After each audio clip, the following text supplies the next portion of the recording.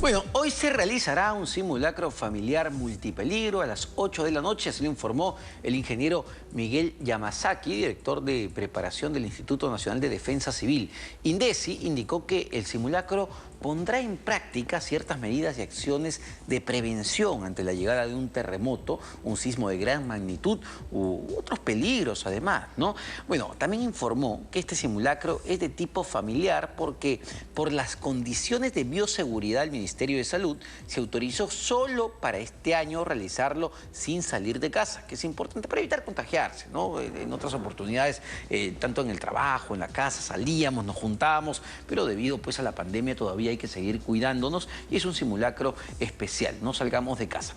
Yamasaki explicó que también es multipeligro porque existen regiones al interior del país que están expuestas a otro tipo de peligros como friajes, inundaciones también. Debido a esto, indicó que cada gobierno regional tuvo la potestad de decidir el peligro que consideraban más importante para su región. Esto es muy importante, saber enfocarlo. Pero una pregunta que nos hacemos siempre que tenemos estos simulacros de sismos es cuán fuertes son nuestras construcciones, ¿no? O más bien dicho, de otra manera formulamos la pregunta, ¿cuán vulnerables son nuestras construcciones ante un fuerte sismo, teniendo en cuenta que todavía entendemos gran parte de las edificaciones, de las viviendas en nuestro país se han hecho de manera informal, sin seguir criterios técnicos? Vamos a conversar de este tema con Enrique Pajuelo, director de la Cámara Peruana de la Construcción. Señor Pajuelo, ¿cómo está? Buenas tardes. Buenas tardes, Omar. Es un gusto estar nuevamente en tu programa y encantado de conversar sobre ese tema que es tan grave. Tú lo has dicho, y vamos a dar algunas cifras de este problema que es la informalidad y la construcción en el Perú. Así es. ¿Qué sabemos? No sé si hay una actualización de la data a nivel nacional. ¿Qué sabemos de la informalidad en la construcción? ¿Qué sabemos de la vulnerabilidad de nuestras edificaciones, tanto en Lima como a nivel nacional? Mira, es lamentable decirlo, pero es una realidad. Y te doy algunas cifras. El 67% de las viviendas construidas en el Perú entre el 2008 y el 2020 se edificaron informalmente. Wow. ¿Cuál puede ser la consecuencia de esto? Si el sismo va a llegar, y lo sabemos, por eso que saludo y felicito el simulacro familiar que va a haber esta noche.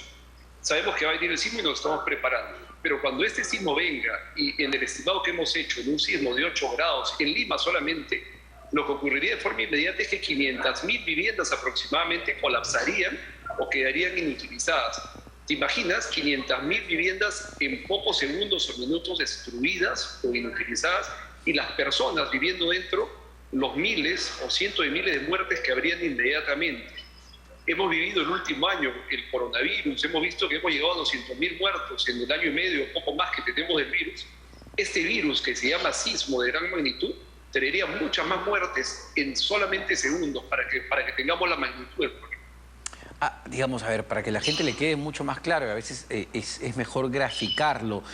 Ante un sismo de 8 grados, como el que menciona usted, que en Lima no vivimos hace muchos años y el silencio sísmico preocupa particularmente en la capital, ¿qué pasa con una edificación que ha sido construida no con criterios técnicos? ¿Qué es lo que sucede? Lamentablemente estas casas construidas sin criterio técnico se van a desplomar como naipes. Como así literalmente. Lo de Pisco fue una antesala de lo que nos va a tocar vivir en Lima si no tomamos medidas preventivas. Y por eso es que justamente el simulacro de hoy, y también estamos trabajando en la Cámara Peruana de la Construcción, algunas medidas políticas que estamos compartiendo con los gobiernos para que podamos prevenir. Tal vez ya lo que se hizo, se puede hacer algo, pero prevenir para el futuro, porque esto se viene, día a día se vienen construyendo más viviendas informales y el problema lo vamos acumulando en mucho mayor magnitud. ¿Y dónde están, no sé si han hecho el estudio, dónde están las casas o las viviendas más vulnerables? ¿En qué distritos podemos encontrar, digamos, mayor nivel de informalidad en la edificación? Sí, te pongo contexto nacional. El 93% del área de expansión creada en las 40 principales ciudades, las más grandes del país, entre el 2001 y el 2018, han sido justamente por tráfico de tierras y habilitación urbana informal. Mira el país, hablamos del 93% de la torre. Hablando de Lima, a tu pregunta, Normalmente esto lo vamos a encontrar, esto es transversal, pero donde se ve más es en la base de la pirámide. Vemos los cerros construidos con casas precariamente, vemos arenales construidos de la misma forma.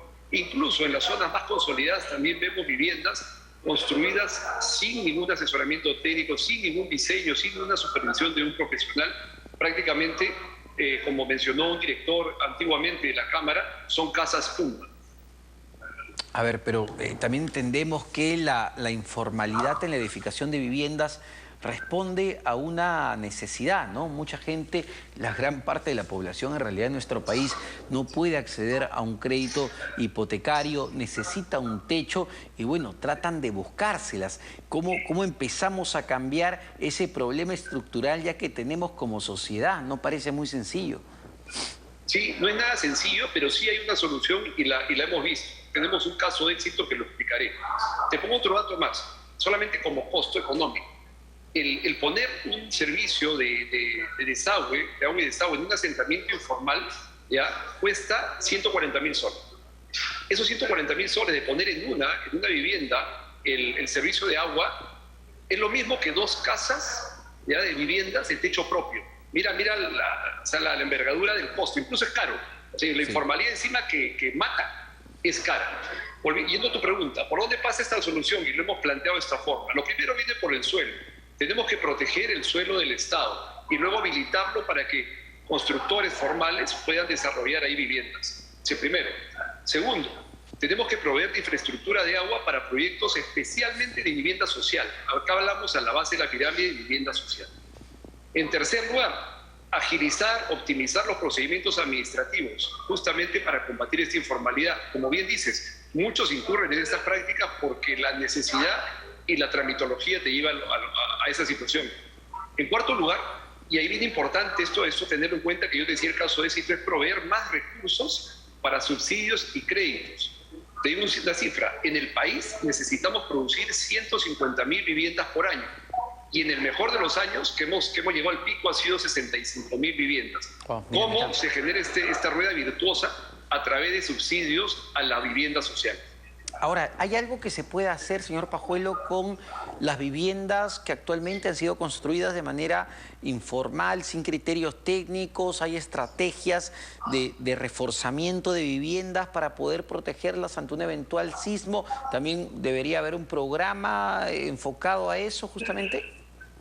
Sí, totalmente de acuerdo. O sea, lo que te planteo es mirando al futuro, porque el problema persiste. Pero también hay que ver qué cosa ocurrió para atrás. Es complicado, es como demoler una casa para construir una nueva. Sabemos que remodelar muchas veces una casa es más complicado que hacer una casa nueva. Ajá. Pero lo que acá sugerimos como Cámara Peruana de la Construcción es a la población en general acudir a especialistas, a ingenieros, a arquitectos, para que en función, no hay una receta universal, porque cada casa construida informalmente tiene su propia realidad, pero que busquen un técnico, un profesional para que les asesore en el reforzamiento de su vivienda.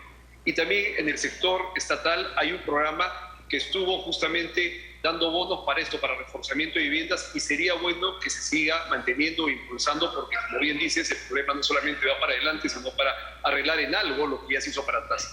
Ahora, ¿podemos definir toda autoconstrucción como una construcción informal o hay autoconstrucción con criterios técnicos que me permitan pues tener una casita a mi gusto y que no se va a caer ante un sismo?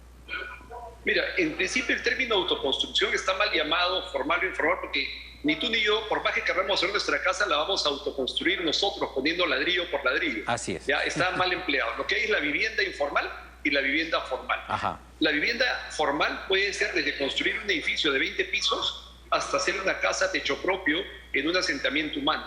O sea, para que te entiendan la diferencia. El programa justamente, techo propio, que se llama sitio propio para una persona que tiene un lote con título de propiedad y le da un bono al Estado para construir su casa sobre ese lote saneado, es un programa de techo propio que se llama construcción en sitio propio.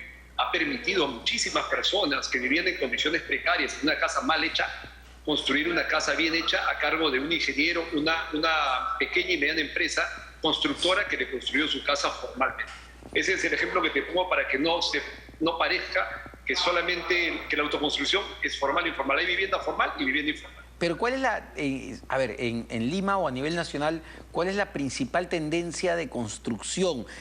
Cada vez son más familias que prefieren comprar a través de programas de vivienda popular o lo que prima es la autoconstrucción, quizá por etapas, cuando se pueda, cuando tengo recursos para techar, para hacer mi segundo piso. ¿Qué es lo que prima a nivel de tendencias ya ahora en el 2021?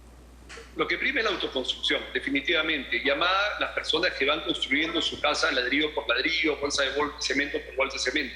¿Esto por qué? Porque no hay una oferta de vivienda social formal que atienda a esta demanda. Y parte de esto del problema, como te mencionaba, es la falta de suelo, la falta de infraestructura.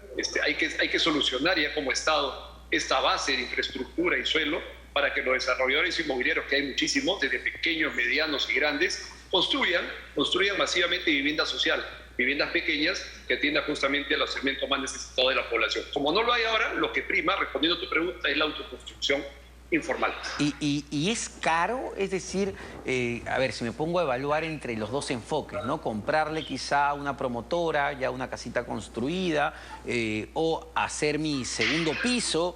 ¿Qué es más caro para finalmente la familia? ¿Y qué es más caro también quizá en el mediano y largo plazo?